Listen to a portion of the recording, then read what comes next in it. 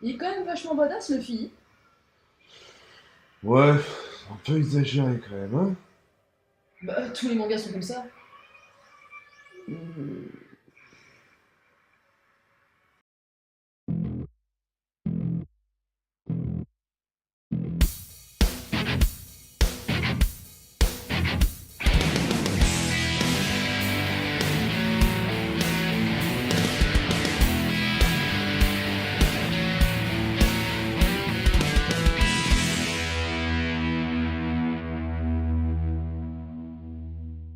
Salut tout le monde. Aujourd'hui, je vous parle de Guy. Guy. Guy. C'est bien Guy. Enfin non, mais bon, Guy. Écrit par Orebalgum et dessiné par Yoon Ho Kim, Guy est un manga coréen édité par Aksan dans sa version originale et par Booken dans sa version française. L'histoire commence avec un spectacle de marionnettes nous contant les combats d'un guerrier se nommant Guigum. Une fois la représentation finie, un jeune homme lance une pièce au vieux marionnettiste. Le vieil homme le remercie et lui demande si le spectacle lui a plu. Le jeune homme ne lui fournit aucune réponse et lui demande ce qu'il sait sur les Ime Mangliang. Le marionnettiste lui répond qu'il n'en sait pas plus qu'un autre, à savoir que c'était un groupe d'individus souhaitant dominer le monde par la force et que l'on pouvait les reconnaître par leurs tatouages représentant l'idéogramme dit, signifiant démon ou fantôme. Il lui demande à son tour pourquoi une telle question, mais le jeune homme ne répondit point. Face à ce silence, le marionnettiste décide de s'en aller, mais une troupe de cavaliers fait son entrée et attaque le jeune homme. Il réussit à éviter l'assaut et leur demande qui ils sont. Un cavalier lui répond qu'ils sont les guerriers de fer, un célèbre groupe de tueurs à gages, et qu'ils ont pour mission de le tuer. Attends, des tueurs à gages, sérieux? Bah quoi?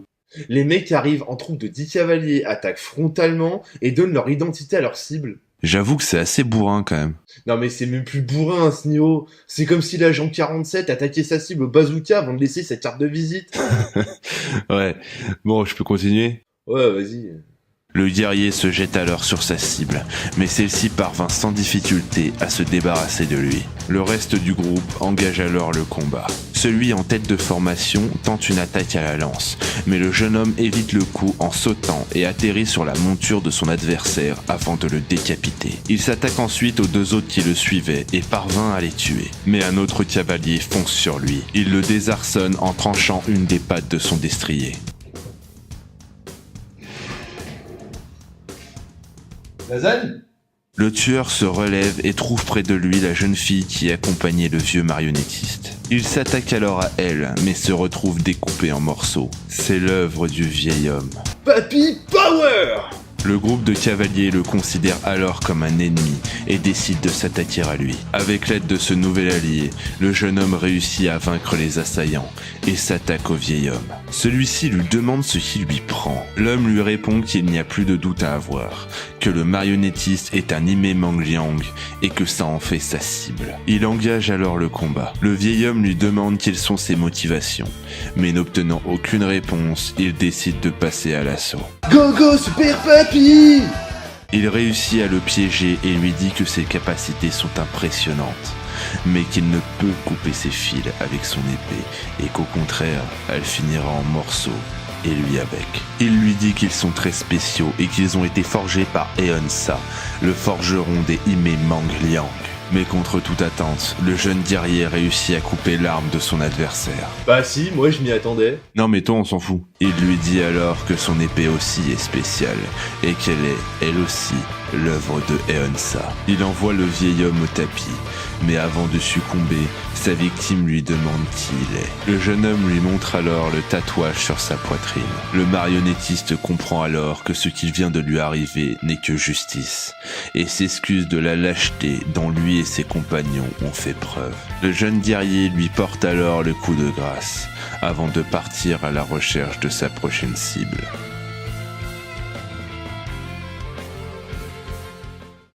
Ce manga ressemble beaucoup à Berserk. C'est bourrin, sanglant et tout aussi démesuré. Ouais, parce qu'un mec tout seul qui massacre 100 bonhommes à l'épée...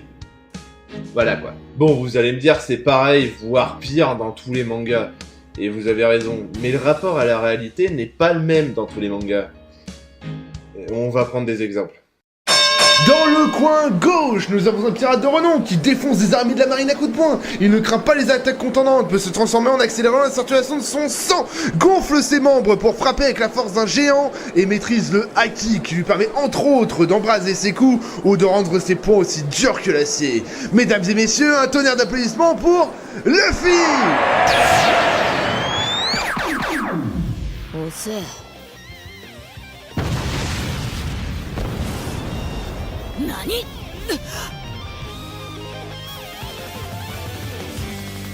Et dans le coin droit, un mercenaire au passé torturé qui se bat contre des créatures parfois gigantesques avec une épée 3 fois plus lourde que lui. J'ai nommé Guts.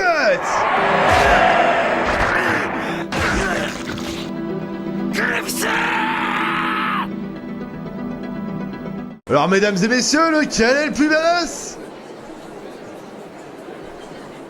Bah c'est Guts.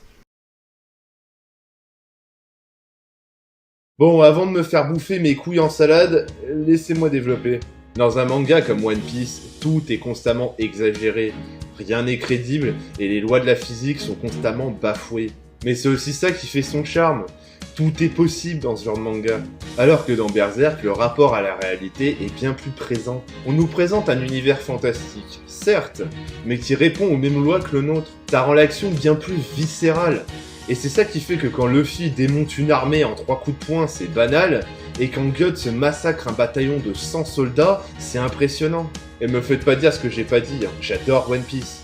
J'ai juste pris cet exemple parce que je le trouvais bien approprié, et qu'il avait l'avantage de parler à tout le monde. Bon, revenons-en à Eddie. Comme je le disais, il m'a beaucoup fait penser à Berserk. Et j'avoue qu'au début, je l'ai pris avec beaucoup de légèreté. Et je me suis dit... ouais, c'est une sorte de Berserk sans les apôtres, quoi. Mais j'ai vite compris que... bah non, en fait. Déjà, le point de vue n'est pas le même. Dans Berserk, on nous montre juste un mercenaire qui se bat dans un monde en guerre, mais qui n'a rien à voir avec les conflits. Il se contente juste de gagner sa vie sur les champs de bataille. Bon, il y a aussi les apôtres, les God Hand, etc. Bon. Mais la narration se concentre surtout sur Guts. Alors que dans Guy, le protagoniste est un vagabond qui poursuit les membres d'un clan de guerriers pour se venger. Jusque là, c'est bon. On reste dans le cadre de Guts qui pourchasse les apôtres.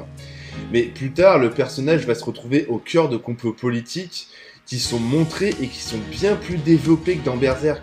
Et les personnages, malgré leur nom... Méon, Géon, ça faisait longtemps, Yeo, Sanoa... Alors, tu as revu Yoon-in, Méon, ta mère, quoi... sont tous assez cool, mais quand même vachement sombres.